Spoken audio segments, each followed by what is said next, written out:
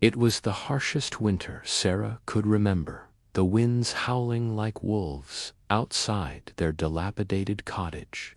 Her 2 children huddled by the fire, their faces gaunt, their clothes thin. A man slumped over his horse, struggling against the bitter cold. He was a cowboy, his clothes fine, but tattered by time and hardship. His face was pale, drawn with the weight of someone who had given up long ago. But there was something about him, something familiar in his features. He barely spoke, and when he did, his words were incoherent. But through it all, Sarah stayed by his side. She fed him, tended to his wounds, and prayed for him, all while her children waited in the background, unsure of what was happening. For them, their lives had always been a fight for survival. They knew what it meant to struggle, but this was something different. They could sense that their mother was giving more than she ever had before.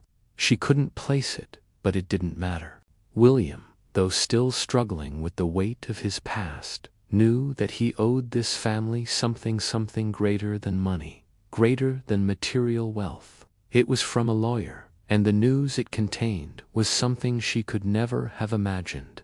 William's inheritance, the fortune he had lost, had been restored. A series of legal actions had reversed the mistakes that had wiped him out. The wealth he had lost had been returned, not because of anything he had done, but because of the laws that were in place to protect those who had been wronged. He had found something more valuable than gold. And as he worked alongside Sarah, he began to realize that he could rebuild not just his wealth, but his heart. And he saw her sitting by his side, her hands wrinkled with age and work, her eyes tired but full of care. He didn't know who she was or why she had saved him. He had found something far more valuable, a family who had shown him the meaning of true wealth. The man he had been was gone, but the man he had become was here to stay. He turned to Sarah, his heart full of gratitude and love. He had been saved, not by wealth, but by kindness. And now he had something he would never let go of: family. He had been given the chance to start over, not just with money, but with love, with purpose, and with a new beginning. She saw only a man who needed help. She worked with her children to keep their tiny farm alive. He told Sarah about his past, about the wealth he had lost, about the mistakes that had led him to this point. Sarah listened, not with judgment, but with empathy. She had no sympathy for his riches, only for the man who had fallen so far and yet had been given a chance at redemption. And William, despite his past, helped them as best he could. He mended fences, gathered firewood, and worked the fields. But every night, when the firelight flickered and the house was quiet, William sat with his thoughts, grappling with the shame of what he had become.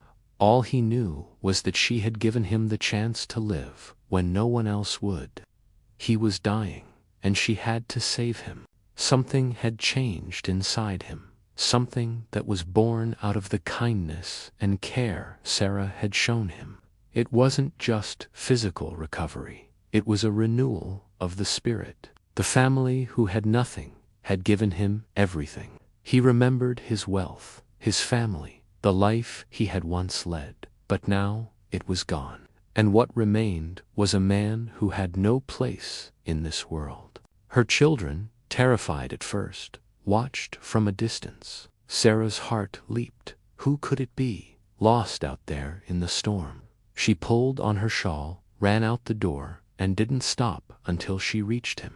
A man, barely conscious, clung to life. Emily, barely 10, sat close to Mark, her younger brother, both of them clutching each other for warmth. Sarah moved around the small cabin, the sound of her tired footsteps echoing against the wooden walls.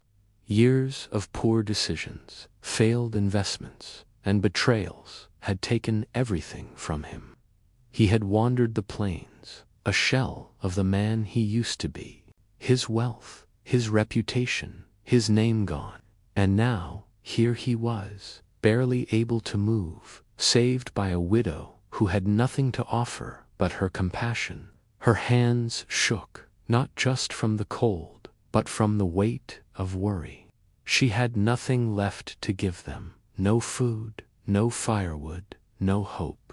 As the snow continued to fall outside, Sarah noticed something, a figure in the distance.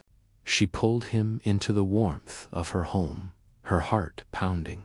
The cowboy's name was William. He had been rich once, long ago, a man of great wealth and power.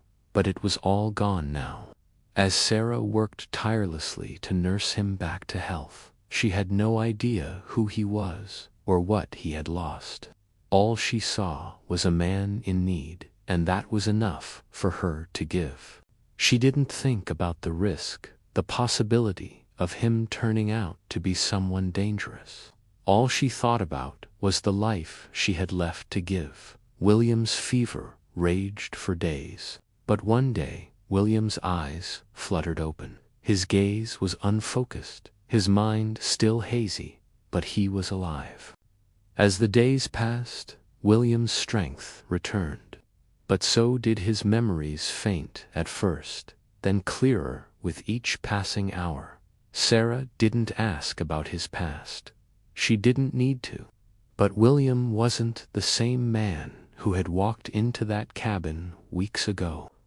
As the months passed, Sarah's life began to shift.